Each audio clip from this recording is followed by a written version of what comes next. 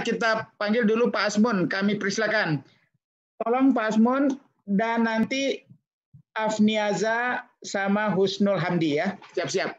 Silakan Pak Asmun. Assalamualaikum warahmatullahi wabarakatuh. Waalaikumsalam warahmatullahi wabarakatuh. Bismillahirrahmanirrahim. Alhamdulillah wa syukurillah. Pak Fasli Jalal, tabi ambo ke Pak Profesor, karena semua sudah sedunia adik-adik generasi penerus ke bisa terkait.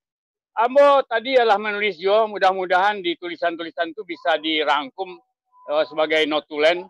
Pertama adalah terbentuknya generasi Minangkabau milenial, Pak Fasli, hari Iko, supaya dicanangkan sebagai hari terbentuknya GMM, generasi milenial Minangkabau, ataupun generasi Minangkabau milenial. Yang kedua, ambo karena sebagai practitioner, ambo lebih melihat kepada semua kita, terutama kepada generasi muda, untuk mencuba mendudukkan 3 kelompok working group, Pak Fasli, karena Iko harus langsung to the earth, langsung awak bekerja naknya.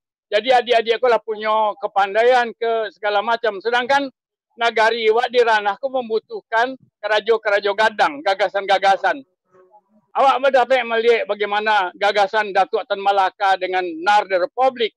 Nah kini ko ambo menghimbau ke adik-adik generasi penerus ko, gagasan apa yang mereka punya. Dan sebagai alat membantu saja, ada 3 bidang, yaitu ekonomi. Tentunya mereka akan bisa berbicara masalah bagaimana menjalankan ekonomi kerakyatan di Sumatera Barat. Bagaimana membangun nagari dari Sumatera Barat itu. Dan selama itu agak tertinggal. Yang kedua, di bidang sosial, tentunya itu adalah berkaitan dengan pendidikan, kesehatan, dan lain sebagainya. Yang ketiga adalah bidang budaya. Nah, sebenarnya bidang budaya kan agak baik juga Pak Profesor, karena Iko menyangkut kepada bagaimana mendudukkan balik adik pesan di sarak pesan di Kitabullah. Jadi kalau ambo boleh menjelaskan mengenai masalah ABSSBK Iko dan pernah ambo sampaikan bahwa adik pesan di sarak itu harus diterjemahkan oleh adik-adik Iko bahwa mereka bisa mendudukkan adat Sumatera Barat, adat Minangkabau Iko menjadi sesuatu dan memang istilahnya itu bisa berlaku kembali dengan sesuatu yang sesuai dengan global. Dan untuk bersarak bersadi Kitabullah itu nan perlu didudukkan menjadi suatu balik basurau.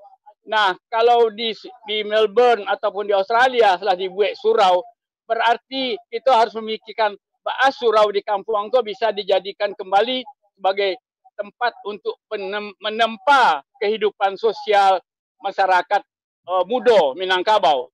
Termasuklah tadi ambo danga juga harus ada adik-adik kita yang bisa harus berbahasa Minang walaupun dia di rantau sekalipun. Nah, jadi mungkin Pak Fasli ambo tidak banyak bercerita, tapi keinginan ambo hanya satu, yaitu mendeklarasikan gerakan Minang Milenial Hariko. Kedua adalah membentuk working group untuk bidang-bidang ekonomi, sosial, budaya. Wassalamualaikum warahmatullahi wabarakatuh. Waalaikumsalam. Terima kasih banyak Pak Asmun.